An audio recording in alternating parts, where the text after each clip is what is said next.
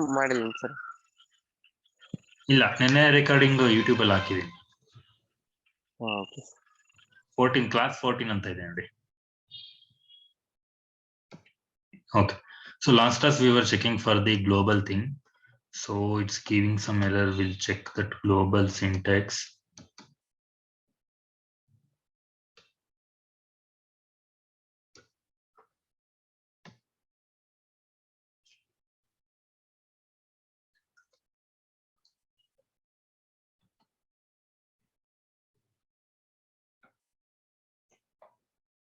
Okay, if we make inside methods, if we have any variable, if we want to make that variable as a global, so we should use the global keyword. So then from the method outside, we should be able to access it. So, but it is throwing the error while calling that method.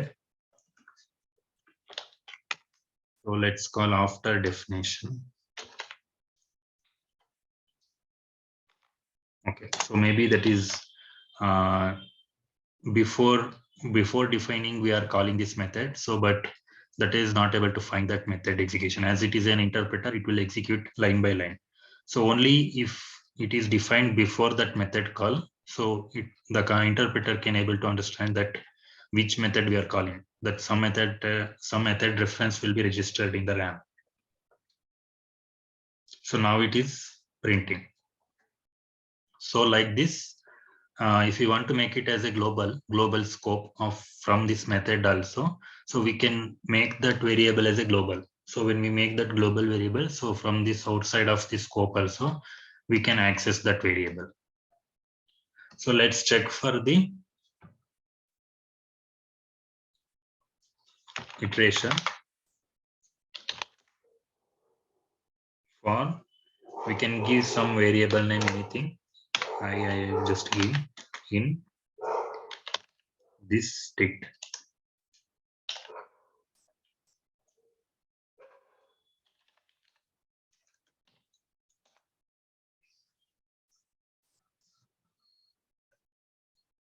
We are in print I.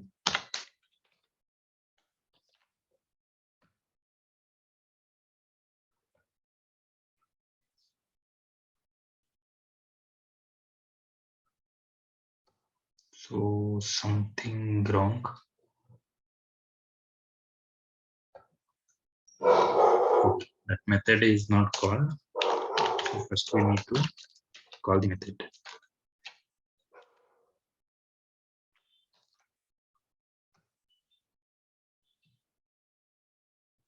So now it is just a printing one by one. So first it is printing the first key and the second key, third key, fourth key. So we are just printing the key value.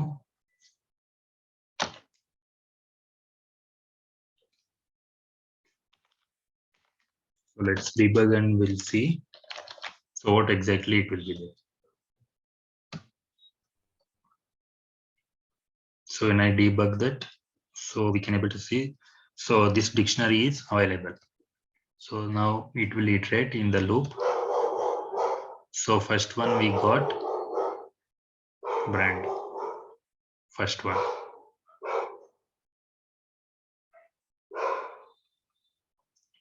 So in the second one, we got the year, but it is returning only the key value. So then if you want to access that from that key only, we should be able to access it.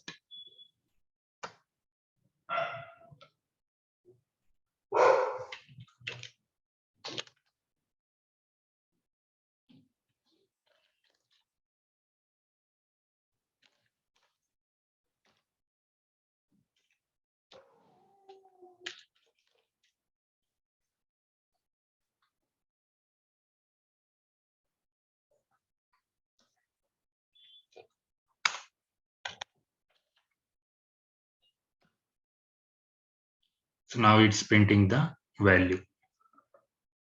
So what I did, I just loop into the dictionary, and I am getting the each time I am getting the key in the I. So I just pass that I as a parameter in the dictionary value. So just for accessing the value of the dictionary.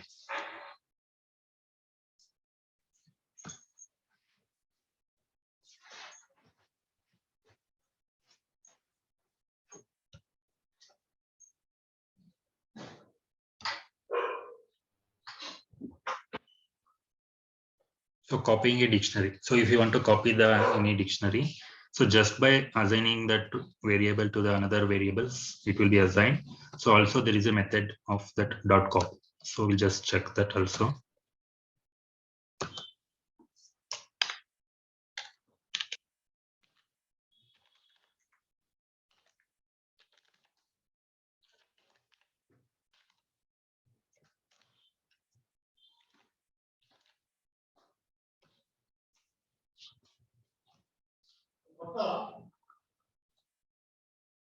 Okay, so just we'll see that whether it is copied or not, just by debugging.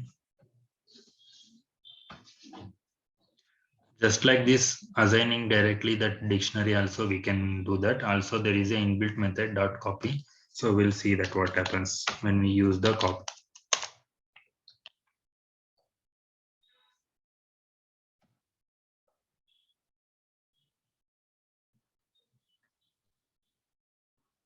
We can able to see. So there is a dictionary of the file. So it just the dictionary is copied to one more variable. So if I don't use, just we'll see in the debugger if there is any difference.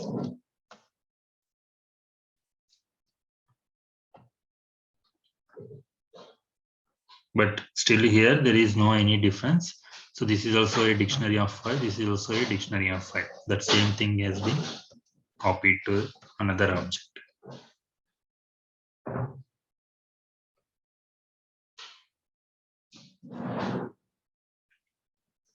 So when we are making that as a dictionary, so we can use the DICT keyword.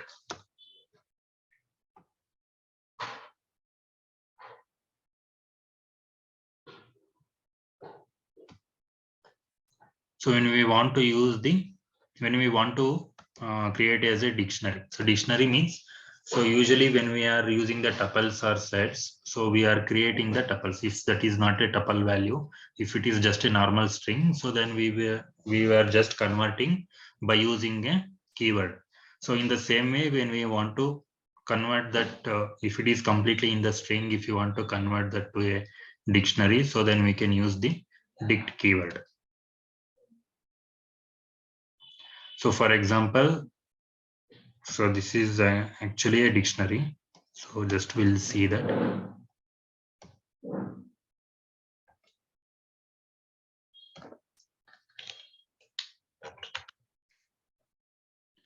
I will just remove this method.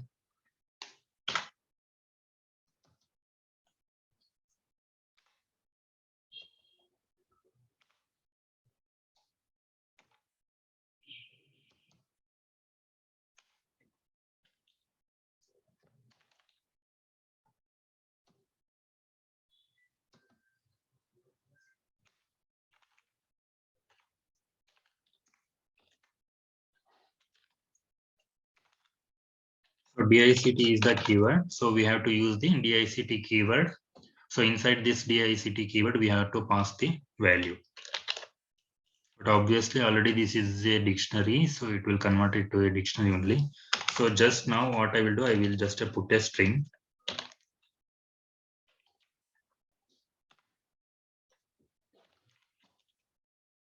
So if we put the value within the double quote, it will be a string actually.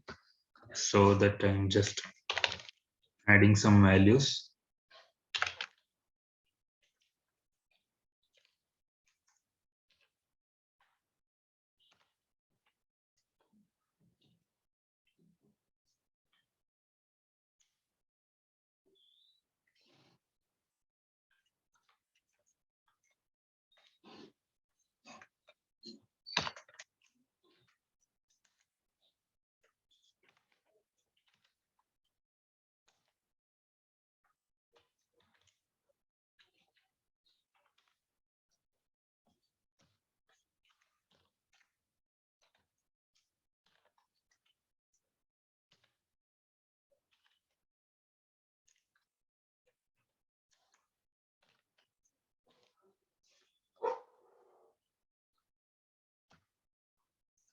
Okay, so better I will convert this to string first. So if we want to convert to string, so we are using the string keyword. So first we'll see so whether this dictionary is converting to string or not.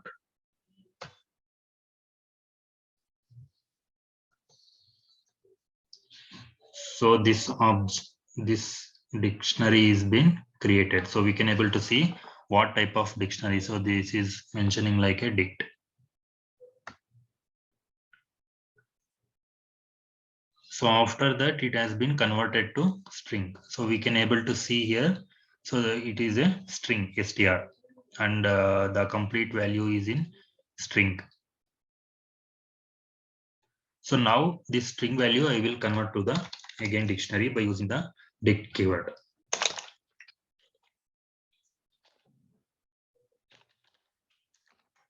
So dictionary object is equal to dict of obj.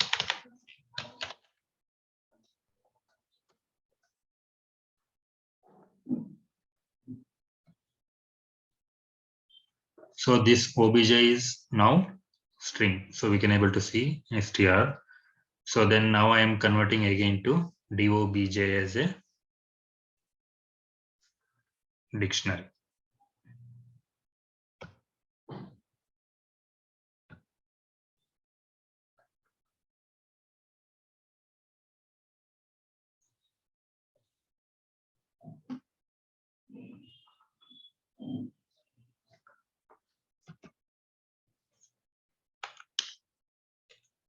Okay, this string is not in the format.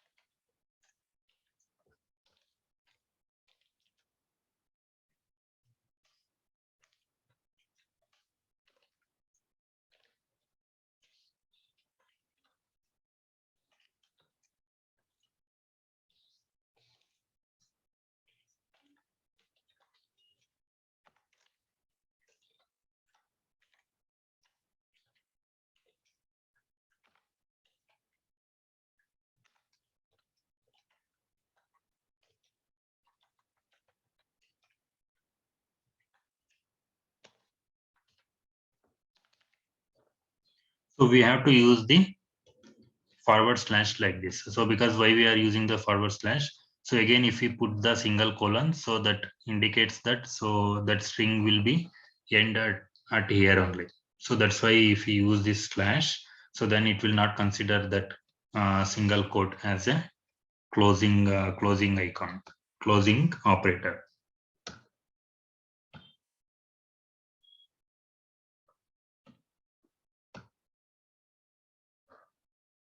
Okay, so because of this slash only, so that is not converting to the dictionary. So because that slash is not able to use it in the dictionary value. So as we seen, there is only a colon and a double quotes.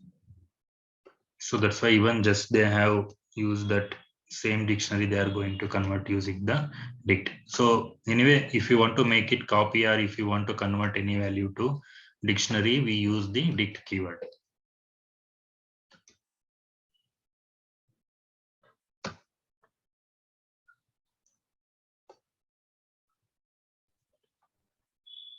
So there is a nested dictionary. So nested dictionary means, so there is a one dictionary we use already in the previously to access the items and change the items. We used only the single dictionary. Single dictionary means there is only a one open flower bracket and one closed flower bracket, which we have seen before. So, but here what will be there? So within that one open brace and closed brace, so there is a multiple dictionaries. So within that is also mentioned with the key and value based. So and each one will be separated by comma separator, and inside that we have used tuples and sets and all, but we have not used the dictionary. So now here, so here we can able to see. So this is sets, and this is a list.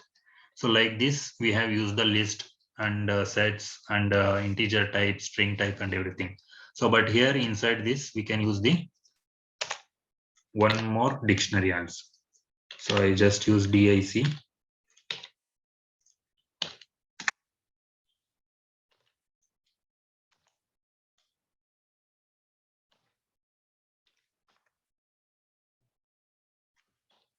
So each dictionary will have the key and value. So I just give a name. And my name is Harsha. And it is been separated by comma. And then age.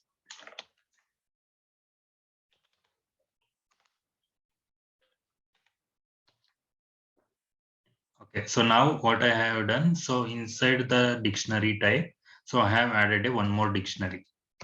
So this is just a key. So this is the actually dictionary object.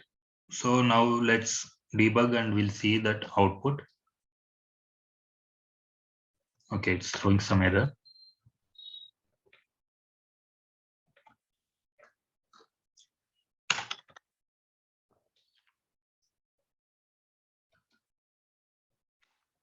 So string conversions are not required. So I will put the breakpoint here.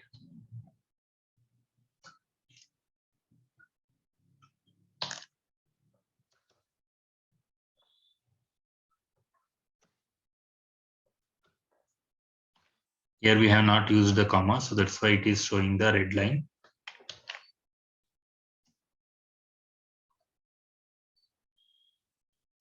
So the dictionary is created. So here you can able to see. So there is a dictionary dict. So which we have created DIC.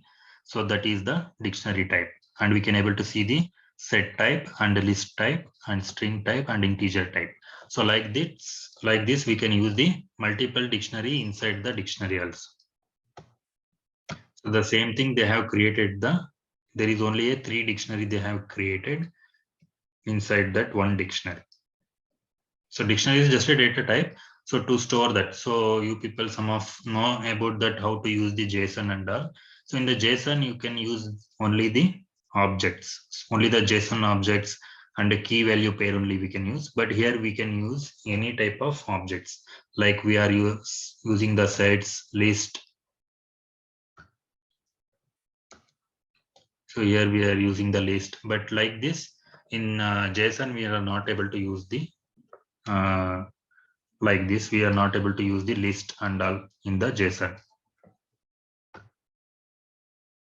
So this is the difference.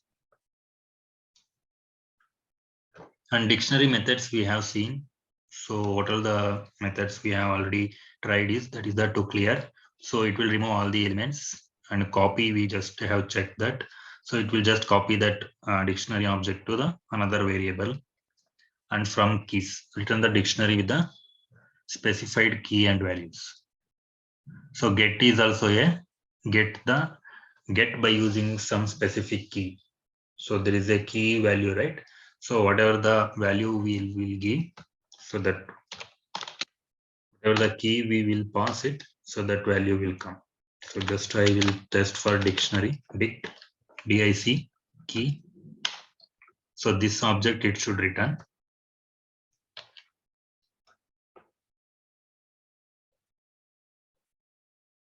So now we can able to see the last dictionary value.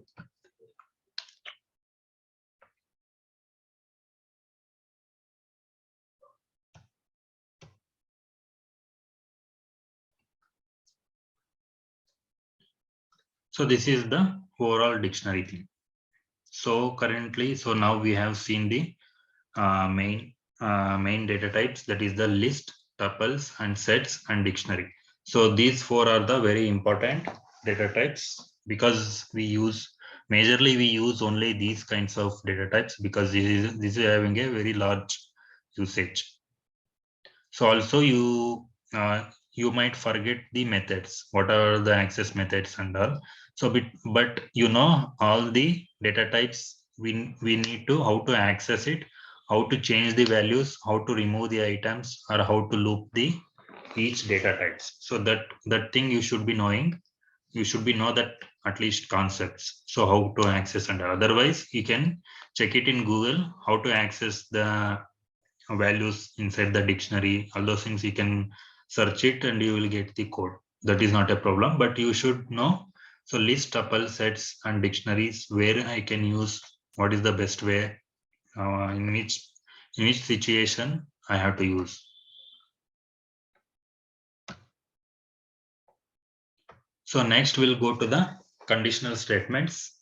So conditional statements are very most and very common, we use in all the programming languages. That is the if condition, if and if else condition. So in the same way, in the Python also there is a if and if else condition is there. So but the syntax is somewhat bit different.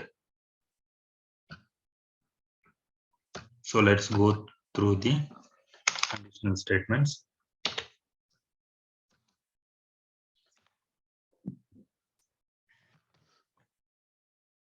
I will take a two values, A and B, and so now I will use the if condition. So as there is a syntax for if in Python, we have to use the keyword if. So it's a case sensitive, we should use as the same as it is. So after that, if in other programming language, we used to use the brackets. So here even that is also not required. So you just can compare the variable A double equals to B.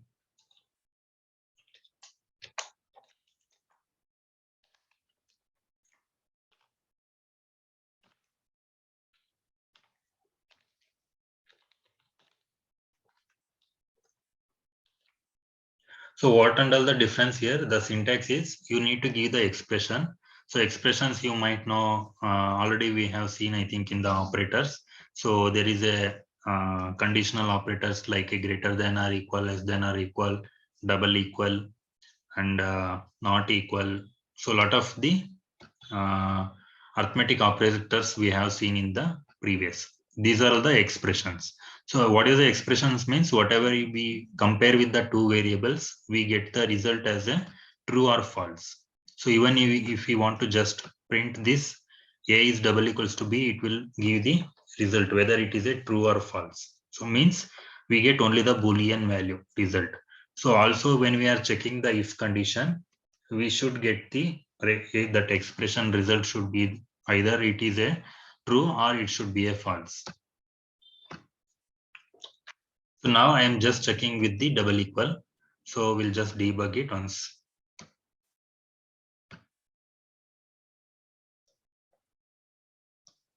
So there is a and B values created. That is the integer type 3 and 10.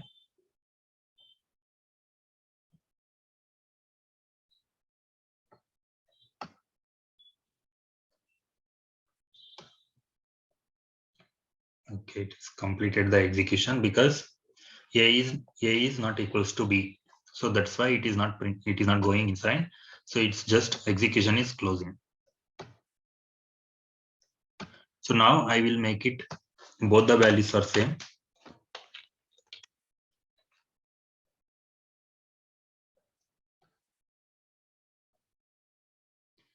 So now A is double equals to B. So then it should go inside that loop, inside the condition statement. So now it came inside. So that's why it is showing in the print statement. Now if we step next, it will print the true value. So I think most of the persons here so already have seen the if condition in other programming languages also. So this usage is the same way. So there is only a syntax change. So the syntax change, it will be like this. So we use the colon. After colon, there should be a indentation space. So this much space should be there. So if we don't use the indentation, it will throw the error. So you can able to see there is a red line. Even if you try to execute, it will throw the error in the print statement. So what and all the lines will come. So it should be in the same indentation. So if I use this much indent, All my code should be there in the same indent. After that, if you give here, so this if condition will comes to only these many lines. If condition is true, it will print only this much. Test it once. So now it is true. So it will print all the values. So now I will just change the value.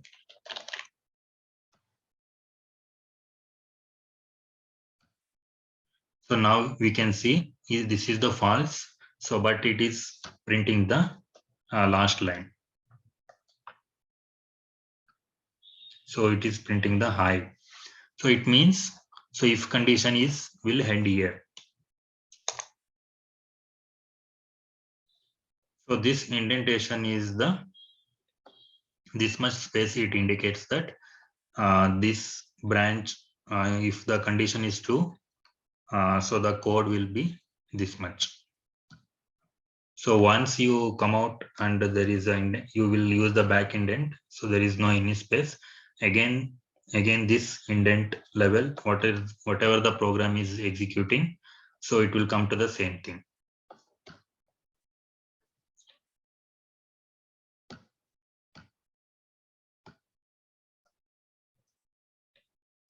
And we have seen the if condition. Now we'll go for the if else. So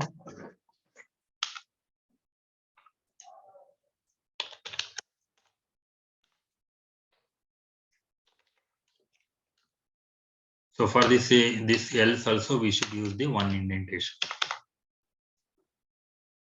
If we don't use the indentation after this colon, so then there should be an error. So here also you can use any number of lines. So until you use the backline code, till here the else part. So this is the important. So because in Python, so all the program we don't use any open brace, close brace for the code sets. In other programming language like C, C++, Java also, we were using the open flower bracket and the closed flower bracket for the code sets. For example, if the condition is true, so there is a separate code set we mention within the flower brackets. So, but here we use the indentation concept. If any confusion or if you are not understanding, you can ask me.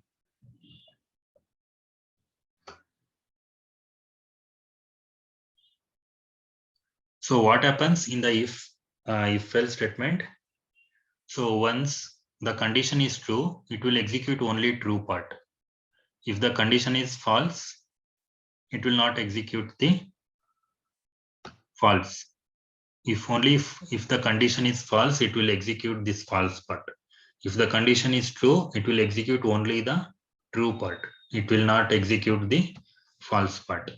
So now we'll see. So the condition is actually false because 1 is not double equals to 10. So then it will come to the else part. So now we can able to see. So the code is executing in the else part.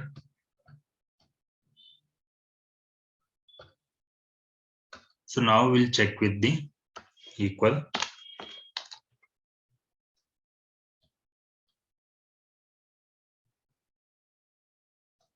So now A is double equals to B. So it will go inside the true part. So after that, it skips the else part. So this is the main important of the if condition logic.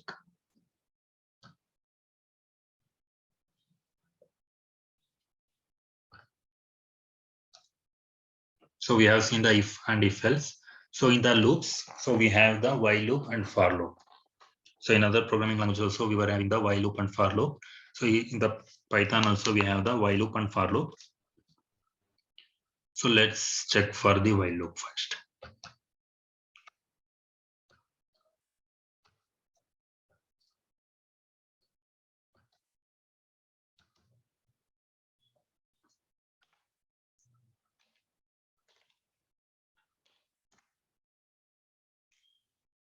while A is less than B.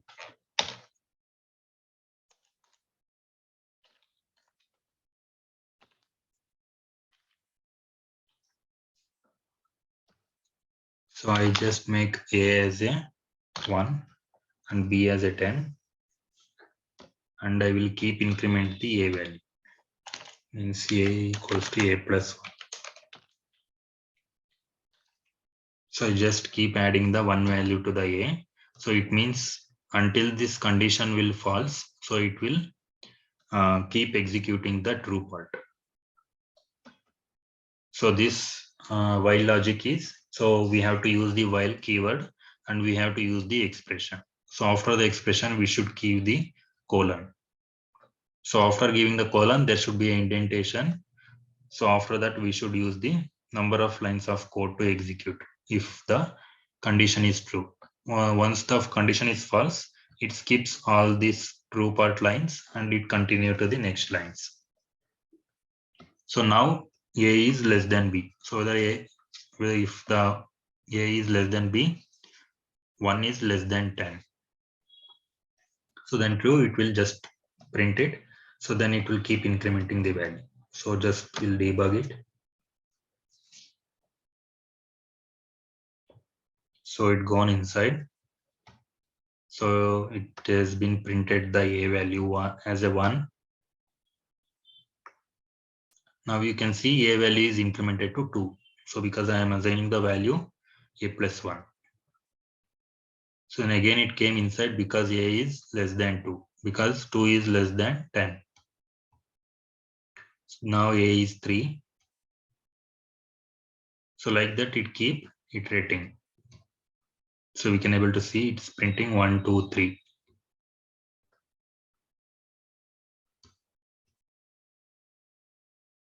So here we can able to see it is 9 now. A value is 9.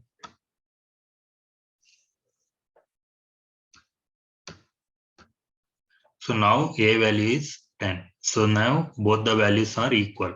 It is not the less than. So then the condition will false. So it will skip this while statement. So now we can able to see it has been skipped from the while statement.